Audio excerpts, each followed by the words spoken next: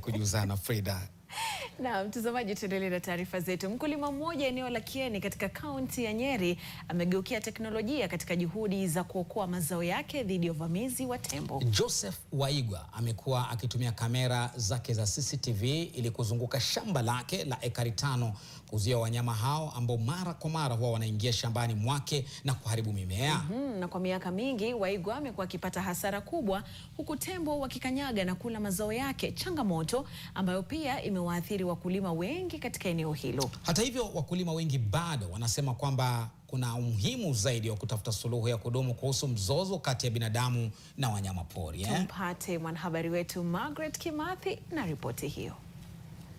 Picha hizi kutoka kwa kamera za CCTV zinaonyesha tembo akiingia shambani kwa Joseph Waigwa, kijiji cha Karandi, Kieni Mashariki.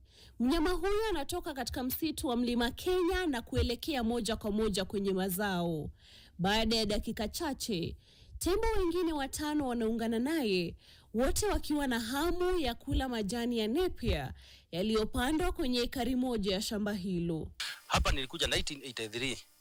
Na kutoka wakati huo ndovu huwa wananisumbua zaidi. Kwa sababu hata 1984 kuna wakati walikuja akafanya value ya viazi ambayo ilikuwa imeharibiwa na sikupata malipo yote. Siku iliyofuata madhara ya uvamizi yanaonekana wazi. Tembo wameharibu karibu majani yote ya nepia, chanzo pekee cha chakula cha mifugo wake wa maziwa. Huu ni uvamizi wa 3 mfululizo ndani ya wiki moja. Gharama ile nimeenda hasa kwa hii nepia grass hii peke yake.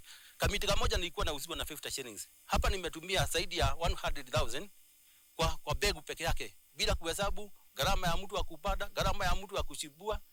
Hii barbed wire nayo imenigharimu pesa mingi. Niko hapa. Kamera 8 za CCTV alizoweka kuzunguka shamba lake la ekari 5 zinaendeshwa kwa nishati ya jua kupitia paneli zilizowekwa kwenye paa la nyumba yake. Kutoka ndani ya nyumba, yeye hufuatilia matukio kupitia kiwambo. Anapoona tembo wakikaribia, huwapigia simu majirani na kujipanga pamoja kuwafukuza. Hata hivyo, wiki za hivi karibuni wamekuwa waangalifu zaidi kuwafukuza usiku baada ya tembo kuanza kuwa wakali zaidi. Kamera zimekuwa na msaada kiasi, lakini tatizo bado halijatatuliwa.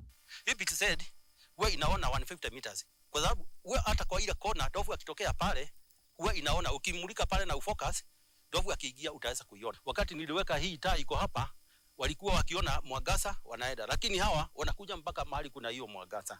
Saa zingine unajaribu kuifukuza alafu unaona ina charge inakuja kule huko. So inakubidi tu ukimbie kwa sababu ya maisha yako. Wakati wa msimu wa mvua, wakulima huandaa mashamba yao wakiwa na matumaini ya kupata mavuno mengi. Lakini katika kijiji hiki, msimu huo huandaa kupambana na ndovu ambao huvamia mashamba yao kila mara.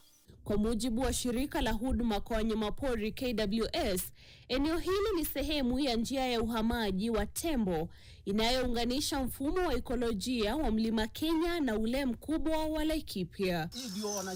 Margaret Kimathi, NTV.